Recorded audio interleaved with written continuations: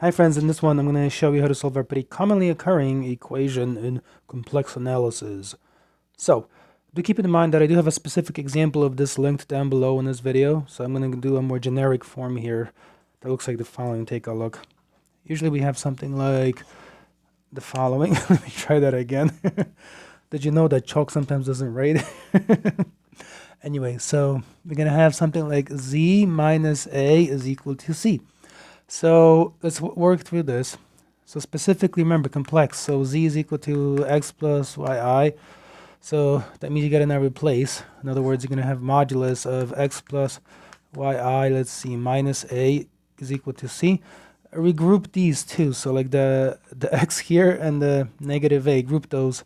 So you're going to have x minus a. All right. And then let's see, plus yi. And this is equal to c. Plug this into the Pythagorean theorem now. So x minus a is one quantity, and just the y by itself, another quantity. So it's going to be now the root here.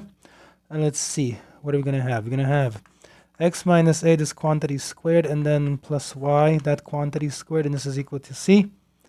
Plugging in, this is how you find the modulus. So with the Pythagorean theorem, now you're going to square both sides. So square here and here. Of course, on this side, this cancels.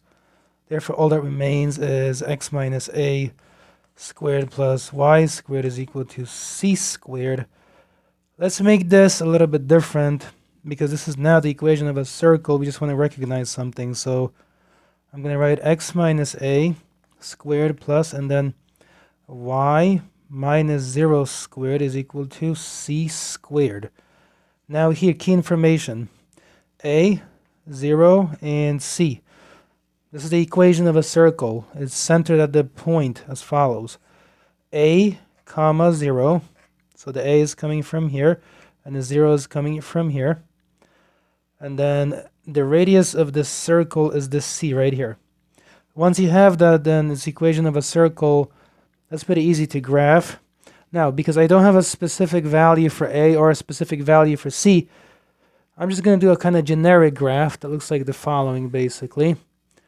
So I'm going to basically, let's see, this is, remember, the real axis. This is here the imaginary axis.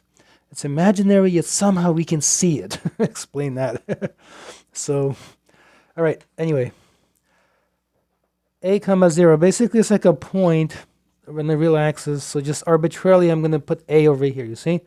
So a is kind of like the displacement from the origin along the real axis. Okay, and then r equals c, well, just make up an arbitrarily sized radius. So let's see, like say this, like that. Okay, so that's about here. All right, let's see. Let me flip my hand here. Okay, so that's about down to here. All right, and then let's see. All right, let's see, about here, like that. And then just connect. So connect, connect, connect, connect. And pretty much what you have is a circle. In other words, where do the pieces in the original appear in this picture? That's what we want to know very likely. So A is here in the middle. What about the C? Well, the C is just the radius, so that's here as an example, or anywhere. And then, right, and then the A, that's done, and the Z. So the Z is this a point somewhere, like here, right? This here is Z. It's just a point on the circle. So what this says is the following, essentially. As the point Z moves on the circle, then the distance between Z and A is this fixed value of C. That's what this is saying. Remember, right, this is a modulus here, right? Between the difference between z and a, and then you're taking its modulus, so it's like a number basically, and it's equal to the value of c. Keep in mind, so now imagine, as an example, your question specifically says something like, let me make one up here, say z minus 1 is equal to 3. So you just go through exactly the same steps, just replace a with 1, for example, and then replace c with 3. Or whatever the case may happen to be in your particular example. That's all I wanted to say here. Check out the video link down below. Thank you so much for watching. Please leave a like. Please subscribe. I will see you in another video.